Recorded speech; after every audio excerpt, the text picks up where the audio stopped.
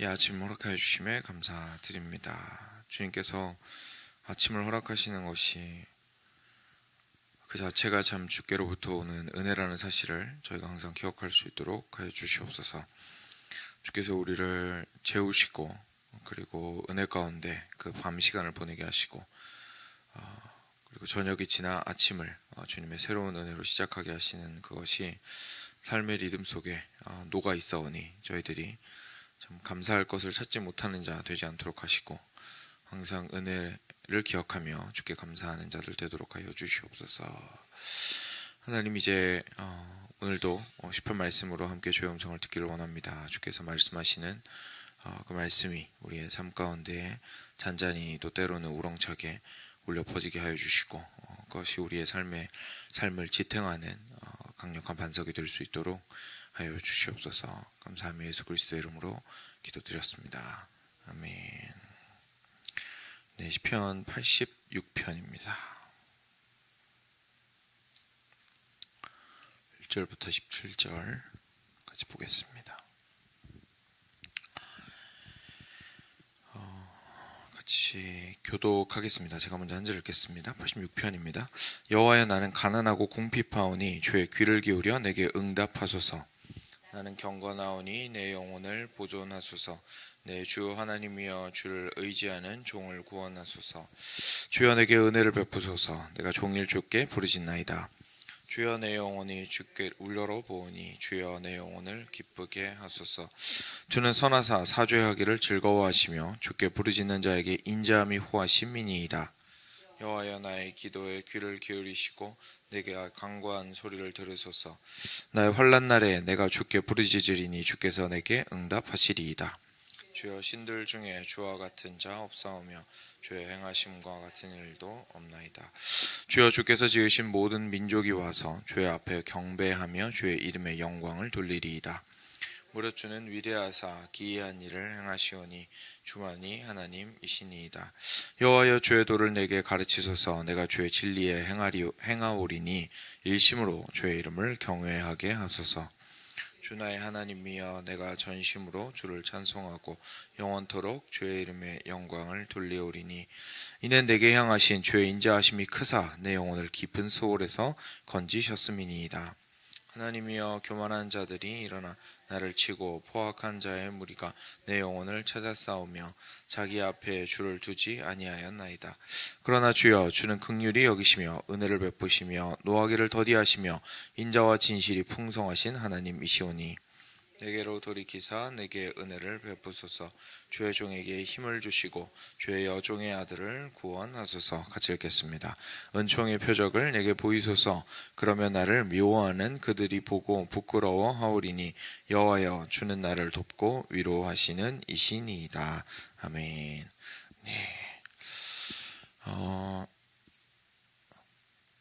네, 늦어서 죄송합니다. 제가 알람을 못 들을 수가 없는데 왜 못 들었는지 모르겠습니다. 굉장히 시끄럽거든요. 그리고 아내도 듣고 해서 아마 안 울리지 않았나 싶습니다. 같이 말씀 보겠습니다.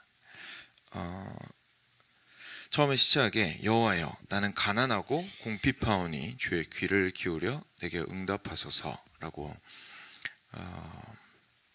다윗이 기도하고 있습니다.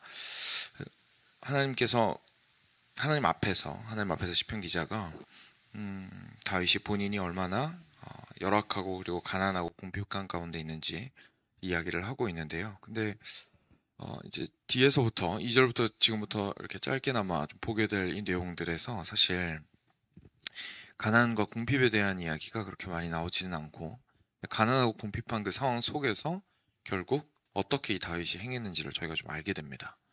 그래서 저희들도 삶 가운데에서 참 가난하고 궁핍함 속에서 힘들고 어려울 수 있는데 거기에서 다윗이 어떻게 하나님을 바랐고 하나님께 간구했는지를 보면서 묵상해 볼 수 있는 귀한 기회가 될 것 같습니다.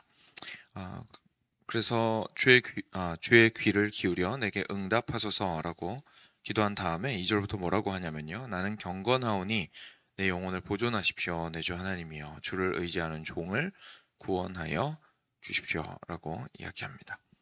그러니까 이게 무슨 말이냐면 자신이 계속해서 가난하고 궁핍하고 어려운 상황 속에 있단 말이죠. 근데 이렇게 되면 저희가 뭐 이제까지도 여러 차례 얘기를 했었지만 이방신들 같은 경우에는 결국은 열심히 공양하고 이렇게 해가지고 복을 얻어내는 그런 어, 신앙을 가지고 이렇게 그 이방신들을 섬기고 있었기 때문에 만약에 그 공식이 맞다면, 그죠? 제가 얼마나, 우리 한국식으로 얘기하면 공양미를 얼마나 가지고 왔느냐에 따라서 이 신이 나에게 복을 주는 것이 이 그 수준의 한계가 차이가 있다고 한다면 만약에 그 공식이 맞다면 지금 다윗 입장에서는 가난하고 궁핍하니까 어떻게 하겠습니까? 하나님을 떠나는 게 맞겠죠. 왜냐하면 자기 삶 가운데에서 지금 정말로 필요해서 하나님께 간구하고 있었는데 안 들어주신 거니까 결국은 떠나는 게 맞을 겁니다. 근데 지금 2절 시작에 뭐라고 얘기하냐면 하나님, 나는 경건하오니 내 영혼을 보존하시옵소서라고 얘기합니다. 여기서 말하는 이 경건이라는 것은 물론 이방 그 종교에서도 경건이라는 표현을 쓰기는 쓰겠습니다만 여기서 말하는 경건은 내가 계속 하나님만 바라겠사오니 라는 뜻인 거죠. 그래서 우리가 보통 생각하는 경건의 모습보다 더 마음에 가까이 있는 것이라고 저희가 깨닫게 됩니다. 저희는 보통 경건이라고 하면 이제 겉으로 드러나는 모습들에 대해서 생각을 할 때가 참 많이 있는데 그런 것보다도 이 경건이라는 것은 결국은 환경에 무관하게 하나님만을 바라며 하나님을 사랑하고자 하는 그 마음이라는 것을 알게 됩니다. 왜냐하면 한번 그 저희가 겉으로 경건하다라고 생각하는 그 모습들을 한번 생각해 보시면요. 결국 어떻게 그게 가능한지, 그 경건의 모습이 가능한지 한번 생각해 보시면 어렵지 않게 연결이 되실 겁니다. 그렇죠? 왜냐하면 예를 들어서 어떤 권사님이 뭐 1년 365일 새벽 예배가 있진 않군요. 1년에 새벽 예배가 있는 날이면 날마다 나오셔서 새벽 예배 나오시고 그리고 심지어 새벽 예배 없는 날도 댁에서 혼자서 기도하시고 뭐 그렇게 했어요. 그럼 분명히 옆에서 경건하다고 얘기할 겁니다. 그죠? 와, 우리 권사님 진짜 경건하다. 그리고 항상 말씀 그 성경책을 옆에 끼고 다니시고 그것들 계속 읽으시고 하면 옆에서 분명히 뭐 안 믿는 사람들이 이제 조롱할 수도 있겠지만 우리 믿는 사람들은 정말로 경건하시다라는 표현을 분명히 쓸 겁니다. 근데 그게 가능해진 이유가 사실 그 모습 자체가 경건한 것이 아니라 그 안에 경건한 마음, 다시 말해서 내가 지금 눈이 오나 비가 오나 뭐 영하 몇 도까지 떨어지나 아니면 지금 뭐 100도가 되나 90도나 되나 100도가 되나 상관없이 내가 하나님을 경외하기를 포기하지 않았다라는 것이 않고자 하는 마음이 그 마음 가운데 있기 때문에 그것이 가능해진 것이겠죠. 그러니까 그가 선한 의도로서 그렇게 하였다면 그 선한 의도는 분명히 경건한 마음이라고 얘기를 할 수 있을 겁니다. 그래서 겉으로 드러난 그 행동들도요, 저희들이 경건하다라고 얘기하는 그 행동들도 찬찬히 좀 보고 있으면 그 행동들 안에 출발하는 그 마음이 사실은 환경과 무관하게 하나님을 경외하는 마음에서 출발했다는 것을 알 수가 있습니다. 그렇기 때문에 여기서 나온 것처럼 경건이라는 것이 겉으로 드러나는 행동보다는 우리의 마음 자체, 마음이 하나님을 끊임없이 향하고 있는 것을 말하고 있다고 저희가 좀 생각을 해볼 수가 있을 겁니다. 그래서 앞으로는 그렇게 좀 기억을 하시면 좋겠습니다. 그렇지만 여기서 또 저희가 조심해야 되는 것이 문제가 마음이 없이 행동만 가능하다는 거죠. 그렇기 때문에 행동을 가지고 마음이 있다고 판단할 수는 없지만 중요한 경건은 그 마음에 있다는 것을 저희가 좀 기억할 필요가 있습니다. 그래서 오늘은 가난하고 궁핍한 속에서 하나님을 향한 경건의 마음을 계속해서 유지하고 있는 다윗이라는 맥락에서 좀 쭉 보시면 다윗의 기도가 정말 이럴 때는 나도 이렇게 기도해야겠구나, 나도 이런 마음을 가져야겠구나 라는 마음을 좀 자아내게 하는 것 같습니다. 먼저 2절로 다시 돌아와서 보면 다윗은 첫 번째로 하나님께 이 어려운 상황에서 영혼을 보존해 달라고 간구하고 있습니다. 어려운 상황 속에서 결핍 속에 있을 때, 그리고 이미 기도 많이 했을 때, 그죠?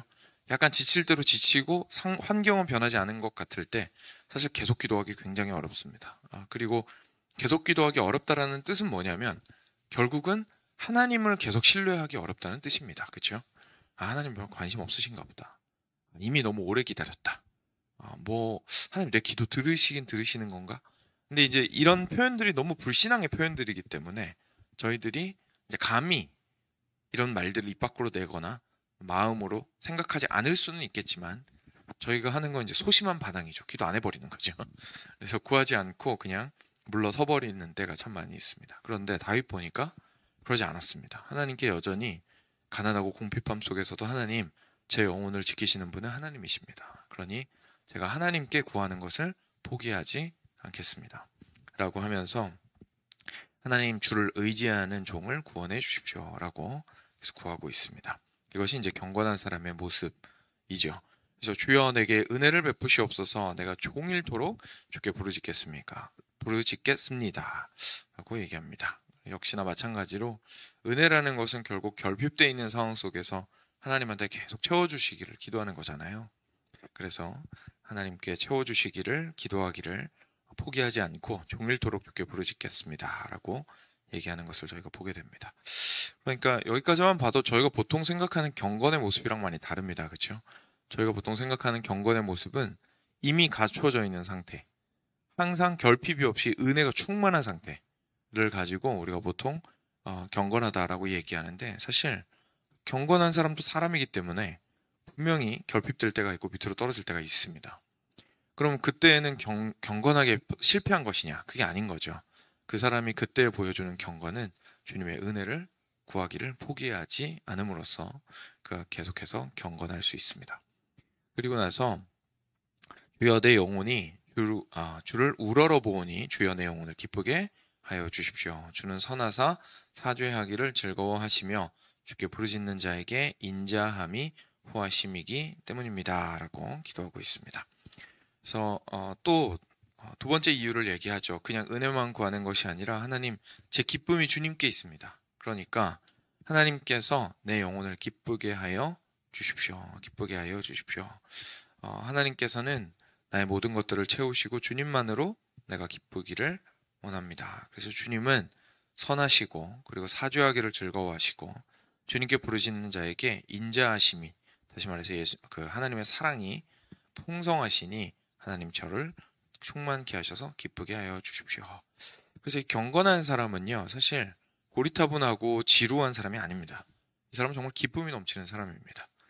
왜냐하면 그 기쁨이 하나님께 있기 때문입니다. 그래서 내 영혼을 기쁘게 하소서라고 하나님 안에서 기쁨을 구하는 것을 보게 됩니다.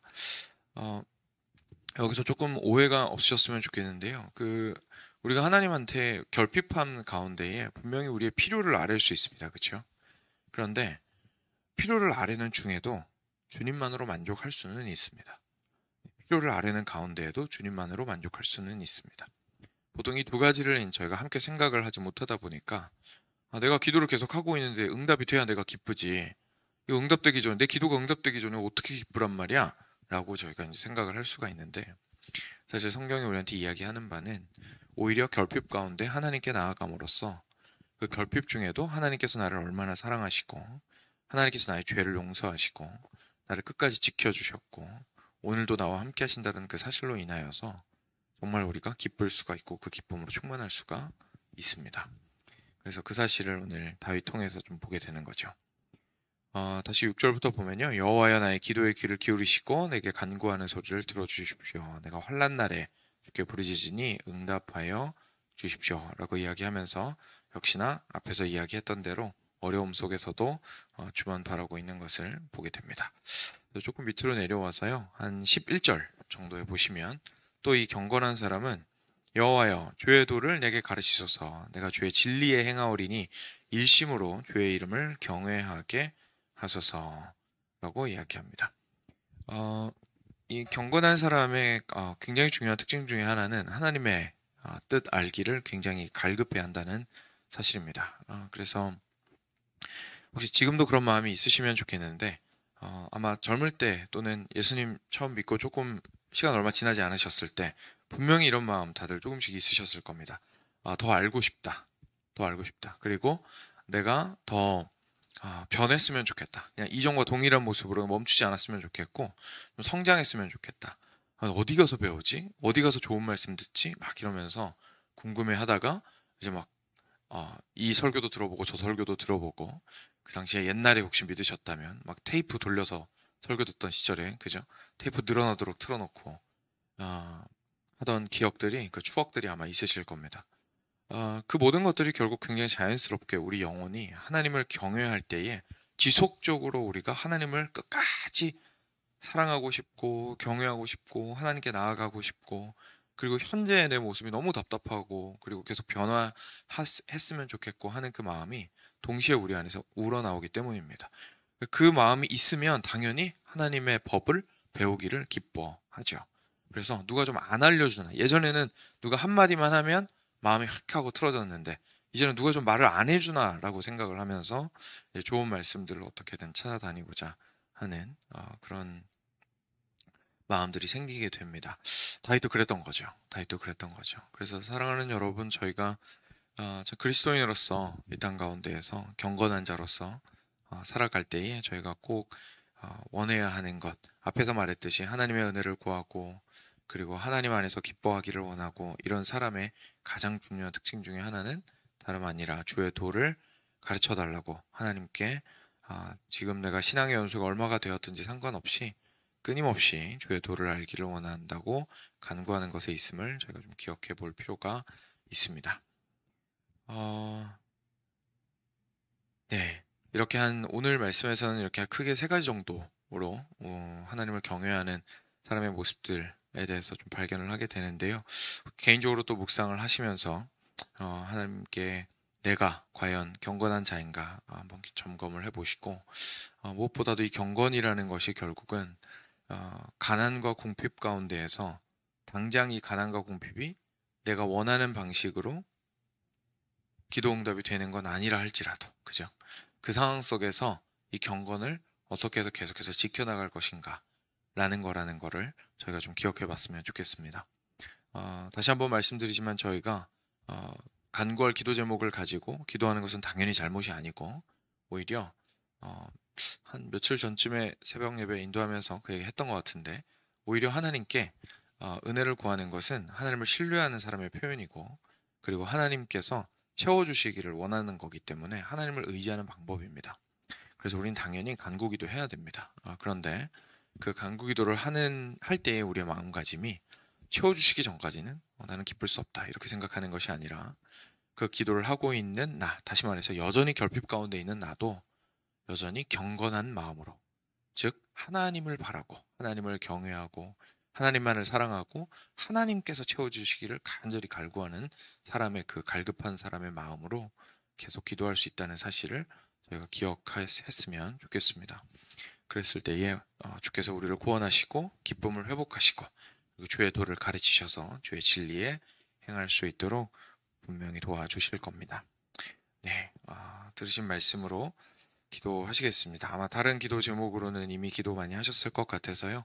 이제 하루 시작하시기 전에 묵상하신 말씀을 가지고 이제 기도로서 자신의 삶을 좀 살피시고 주님께 힘을 구하시고 그렇게 또 자연스럽게 돌아가시면 되겠습니다.